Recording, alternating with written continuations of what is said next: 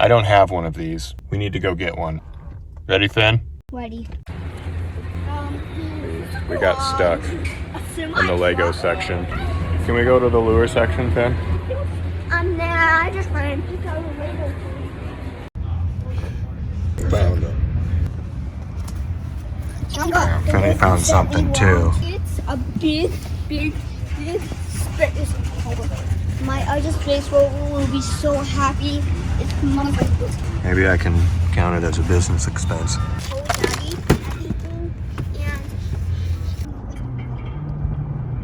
You excited, Finny?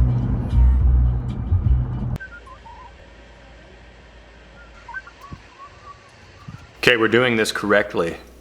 I have a real one, and instead of just drawing what I think the real one is, I was a little off. It was pretty dang close, but I was a little off. Now we're going to be exact. There's a longer little swoop on the belly than I thought. I think all the photos, they have them slightly angled this way so you can see the top color a little better. It makes it look like that little signature Vision 110 swoop is smaller than they really are. For anybody completely unfamiliar with the Vision 110, I'm talking about that swoop right there on the belly. This bait is very flat-sided, except the sides are angled like such as. Bit of a V to the sides, bit of a rounding to the belly, big old round top, protruding gills. Other than that, it's pretty simple. Weight transfer. Ooh, should I do the weight transfer? Should I make my own wooden weight transfer Vision 110? It's got 2 big balls and 3 little balls. Let's do it.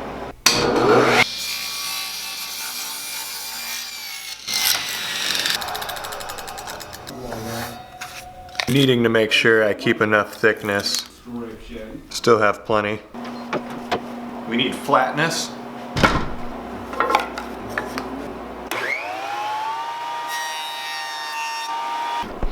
I always forget my vacuum. Looks like we're still good.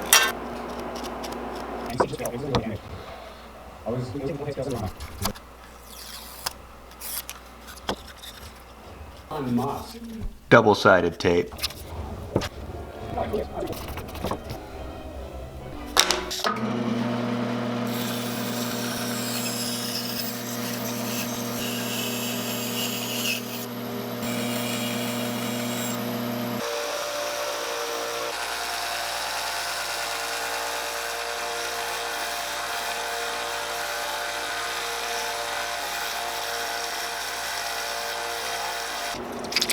I'm used to chunkier baits. Conventional, sleek, thin.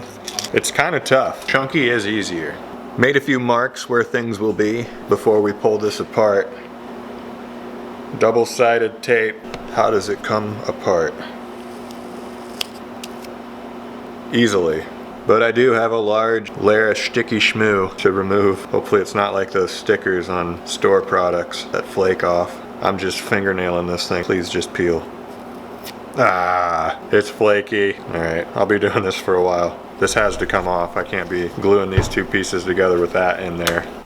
Whipping out the airbrush already. What the heck am I doing? I need to engage my soft touch here. Instead of trying to trace this out with a pencil, I'm going to use my airbrush. I used an old bottle of black and it does not shoot well through my airbrush, but that's good enough. That is the material we need to remove.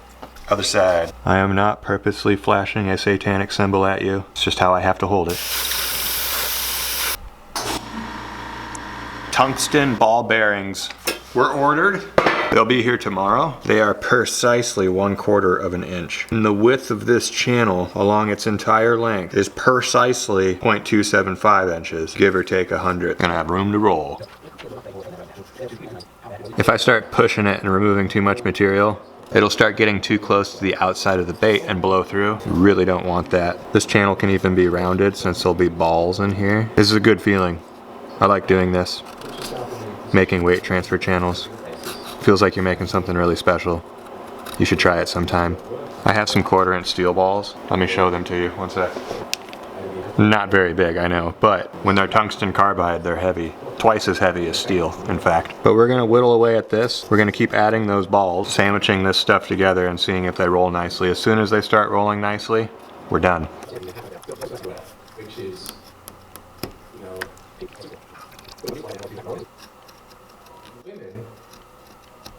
my media as women to have loyalties to other women. Tight squeeze to get that weight transfer through there, but it's gonna work. This bait was designed to like fit the biggest weight transfer system inside of the smallest package, it seems. But we got that fancy rattle in there. The real thing has a 3-ball system back there. They're copper and scatter around. There's a lot of space for them to exist. You can't really fit such a thing inside of a wooden bait. You gotta have like a little glass chamber, and you need a nice small one like this. You do get some side to side scattering noise, like so it's kind of similar. I'm gonna have to like super glue it to one side and then squish it in so I know it's in place when I close this thing up. Yes. Ah. Got that glued into one side, right where it needs to be. Space on the other side to accept it. Closes up nicely. Never mind, it does not close up nicely. I have a little bit of work to do. 1 second. I have like a 32nd of an inch to go. Closed up. Let's see if the weight transfers.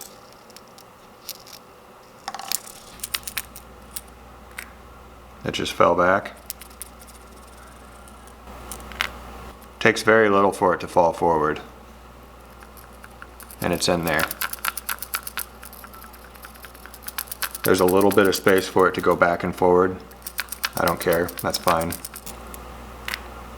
And you gotta give it almost 90 for it to fall back, which is what you want.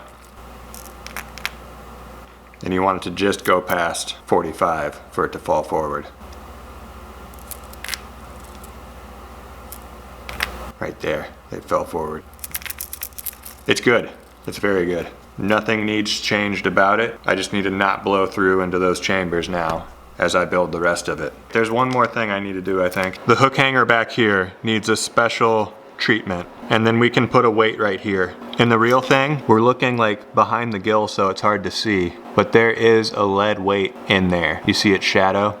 It's a cylinder laying on its side right in the gills. Comes in like this. It can twist and twirl and whatever. The weight's just in the tail, so it casts really nice. So it lands like that. It's just all about getting the rest of that weight transfer to snap into position. And that's what that weight's for. So we need that. Wire, not screw eyes.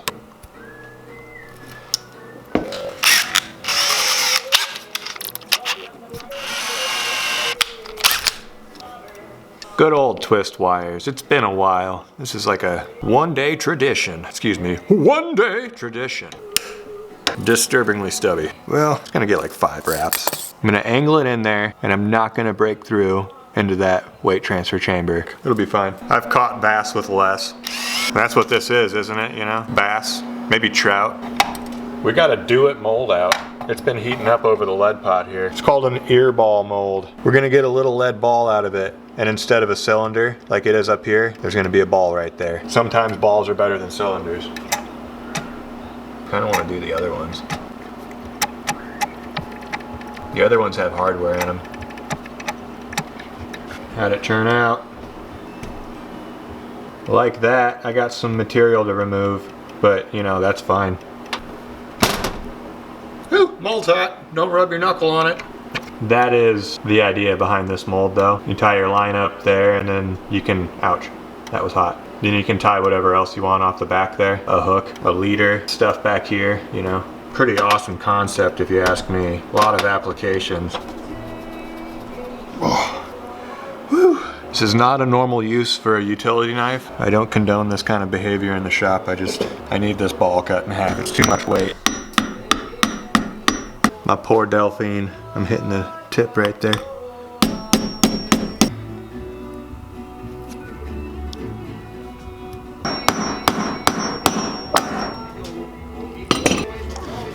What is my life? Just chopping lead. Let's get that in there.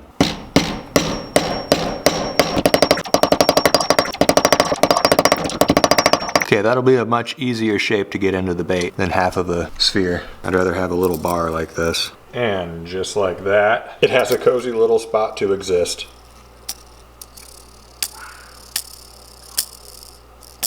Sorry, I got distracted by the noises of the rattle. I'm like a toddler. Still waiting on my tungsten carbide balls to arrive. This is gonna be tomorrow. Said 1 day shipping. It's 5 days later. So it's good to see you again, fellas. It's been a while. I had to wait. I had no option. Like, where else do you source these? You can't just go to the store and get 1/4-inch tungsten carbide bearings, can you? I didn't even check that. Maybe I shouldn't say that. Maybe there is a store near me where these are available. I could have got them same day. Let's not even think about that, because that's depressing. 5 days later, fellas. We're dealing with some heavy stuff here. I grabbed the grimy scale that you can barely read. Steel ball, 0.04 ounce. Tungsten carbide ball, 0.07. 2 of them is over 1/8 ounce, 0.14. I didn't need to check that to know that. I could have just added. So they are twice as heavy. I already told you that. I guess now I proved it. Are these the same diameter though? Do they work in my bait? Oh heck yeah. I can finally glue this thing up. It's almost been a week of just it sitting here, just me being sad. Is there anything else I need to do actually? Oh yeah. All right, let's make the channels for the pilot holes. After all that, I forget that step. So I'm pretty anti-squeeze out right now. This is such small area for glue up. I can't do this though. I can get the squeeze out of my system right here. I don't have a really good explanation on how this is done correctly. Just don't apply too much 30-minute epoxy right now. Because if it goes into that weight transfer area, no good. I think the most important thing is that there's a nice seal around the perimeter. I just realized squeeze out is okay. I don't want squeeze in. I'll take all the squeeze out if it means no squeeze in. I'm just doing one side. See how we have it everywhere it needs to be. Let's not forget to put the balls in. Let's not get any glue on the balls. Here we go.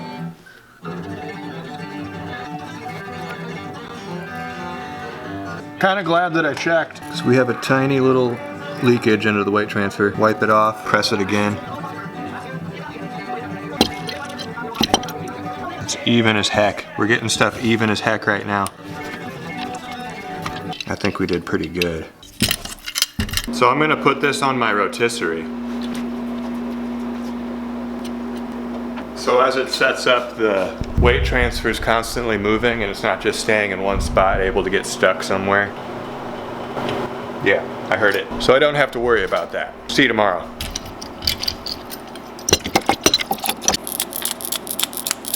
Let's weigh these actually, just to kind of see if we're where we should be. 0.43. 0.42. That's without a lip, without any of the metal hardware, without a clear coat. I think we're pretty stinking close. After all this wood gets carved off that doesn't belong, I think we're pretty freaking close. The most worrisome process is coming up, where we cut the top profile. Cross our fingers not to blow through into the weight chambers. No blowing through, fellas. Like, I'm gonna have 1/10 of an inch at some point along the wall of the weight chamber of just really thin tubalo wood. 1/10 of an inch. In the spirit of being careful, we're gonna sand our way to the line.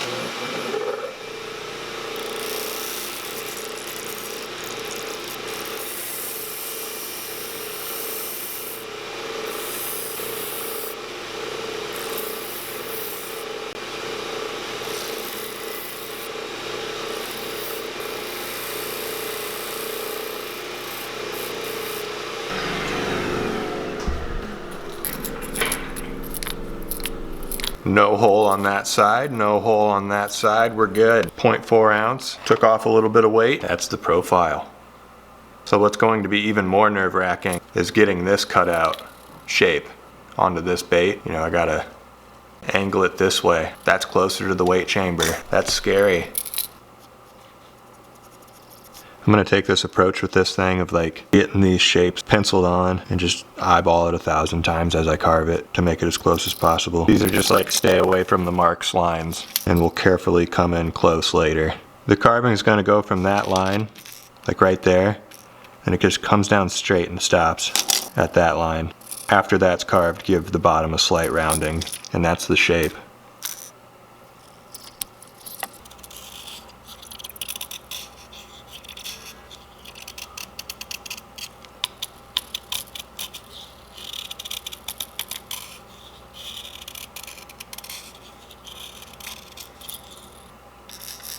That's the scatter sound of the copper beads.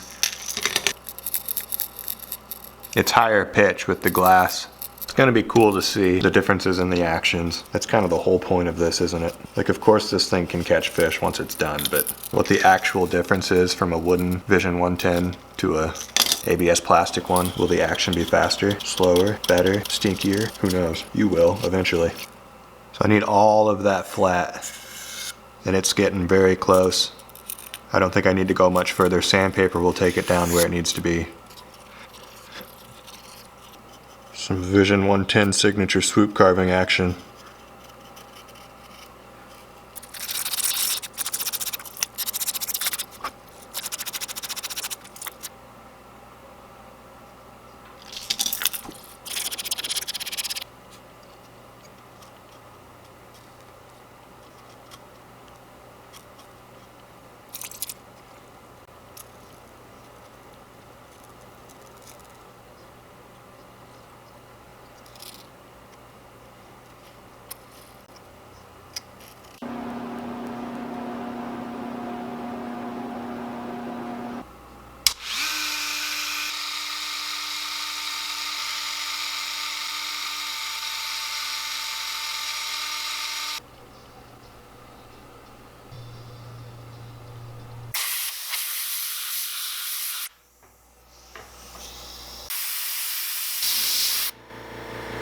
So that super quickly gives me just some lines to go off of to score for those lines towards the bottom.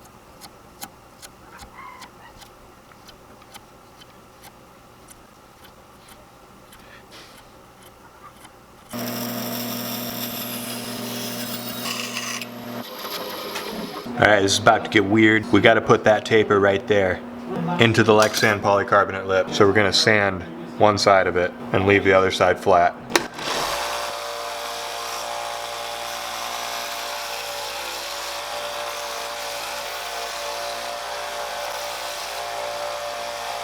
Alright, that leaves quite a bit of flashing. That comes right off. I gotta run through all the way to 1,000, a bunch of sandpaper on that now to make it as clear as possible. And then I'll polish and all that. But not having that taper, I think, would throw the whole look off of this wooden version.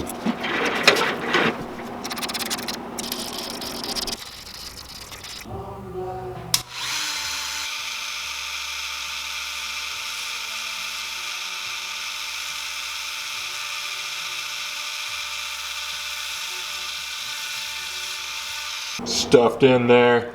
We are dealing with exactly what we need to be dealing with. It's the perfect copy, angle, same size. Mine doesn't have that bubble in it. I couldn't polish mine to be that clear though. Theirs is just a tad more clean, okay? I'm gonna get the hardware in this, I'm gonna seal the wood, and then I'm gonna do the finish sanding after the wood's sealed. I can get things a bit more smooth and professional looking if the wood's sealed while I sand. See you over there. Okay, I don't know if it's actually something I should concern myself with, but I'm not gonna dip this. I'm gonna lightly brush this stuff on. Because what if it penetrates all the way through the wood and like gets to my weight transfer system and makes it sticky? I think I'm gonna put it on the rotisserie too.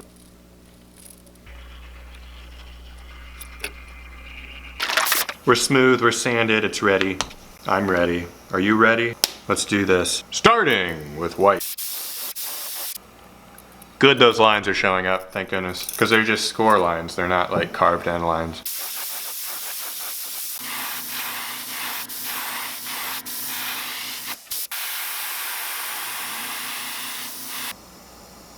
I think I'm doing a perch. This perch might identify as something else, but it's gonna be a perch deep down. That's a good fade. Kind of a tamed down orange. Not on the belly, down the side a little bit. Bottom flank.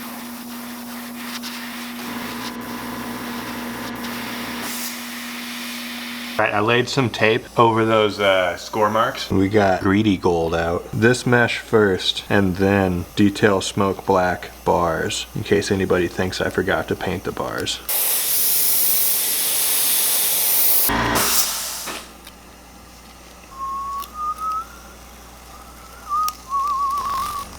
My goodness, that gold is potent. Just using another airbrush to push my stencil down. Here's a professional technique. Scale masking reveal. You don't see those very often. Okay. Making the bars. They're gonna be kind of less defined. Room for interpretation. I'm gonna keep them towards the top, not fade them all the way down. I like the color that's down there. If there's anything I want to cover up, it's just a bit of the top.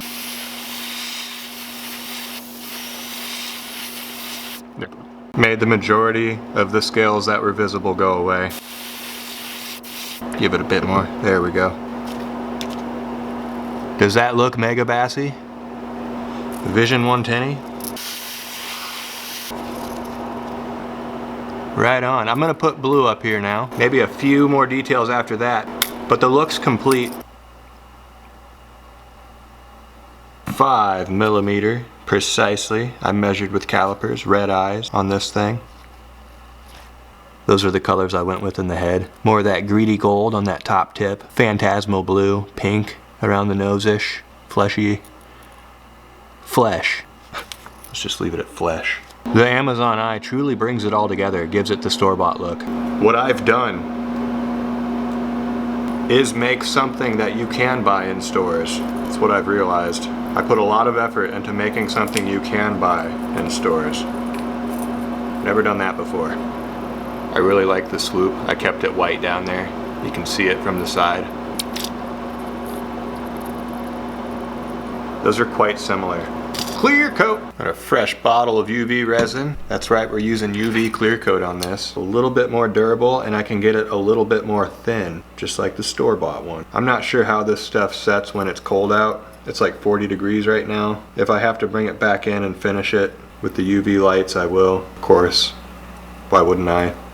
That'd be a strange thing to refuse. Only allowing my baits to be cured in natural sunlight, and that's it. No exceptions. That would be a strange hill to die on.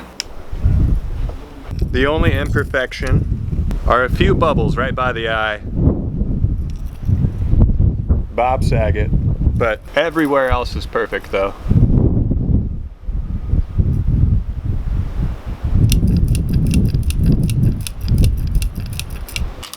Crusty scale says 0.5 ounces exactly. Exact half ounce. That feels good. That's what this is supposed to be. 0.48. Package says half ounce, this says 0.48. Well darn. So mine's just a teensy weensy bit heavier. I can't decide if I should show the plastic version or the wooden version first. Probably the plastic. Start with the control. This is what it should look like.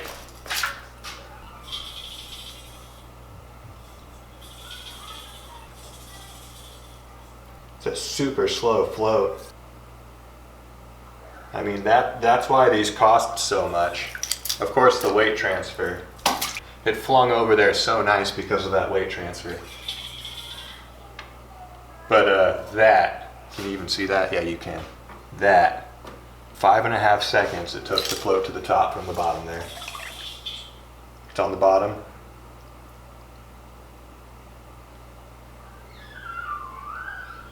Yeah, man, 5.5 seconds, maybe 6. Honestly, the action, straight up action city, but I don't have anything unique to add or to tell you about. It wobbles. Here we go. Does it sit like the store-bought? Ooh, it's a bit more floaty. It does sit with the back end lower, but that Tupelo wood floats so hard. The store-bought version sits almost vertical in the water. Mine is just kind of a little bit rear end lower, that's it. What a difference. Tighter action. Mine is way more buoyant. But I mean, it wiggles, it jerks. It's not a super fast rise, but when it does rise, it wobbles a tiny bit. It has a little bit of this motion. You can even hear the rattles go zzz as it's rising. Deadly. Well, that's actually kind of cool. I wish it came up slower and did that and rattled. Comes up kind of fast, but I mean, this is a good creek bait. You don't want creek baits going too deep, you know? You can hear the weight transfer doing its thing. Once the weight transfer snaps into place, it sits perfectly flat. And now the weight transfer is back there. I just can't believe how much of a difference. It's so much more buoyant, this Tupelo wood. I bet if I made this out of red cedar or basswood, possibly even like a mahogany or something, it would act a lot more like the store-bought version. So that's a pretty good piece of information. Tupelo wood's too light to mimic ABS plastic injection kind of stuff. You need a slightly heavier wood if that's the goal. But it functions as it should. It does the weight transfer thing. It's going to cast like a bullet. It's just a more buoyant version of a Vision 110, which has a lot of application. That's like a creek fishing monster right there. We made a creek fishing monster. Well, the creek where I was going to try to catch trout with this thing is still frozen over. Absolute bummer. This bait's christening of officialness will have to wait. Not concerned in the slightest. It'll probably be the first confidence boosting, certain to catch a fish tie on when it comes to the bait legations this spring, probably. I'm scanning templates right now for the course. I don't think this one will be available because that is just straight up copying a bait that already exists. Would that be an issue? Comment below, would this be an issue if I made this template available on the course, the Fish With Your Masterpiece course? On my website, linked below. It's where you get the official bait making community, all my templates, and a full-blown lure making course. I'm uncertain about that one. Like and subscribe as well. I think I would be safe. My opinion is I think I'd be completely fine and safe. Maybe a few complaints, but other than that, completely fine and safe to do so. Thanks for watching. On to the next bait.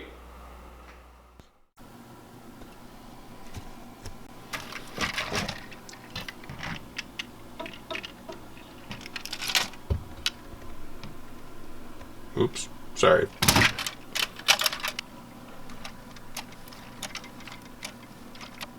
Good job, Finney.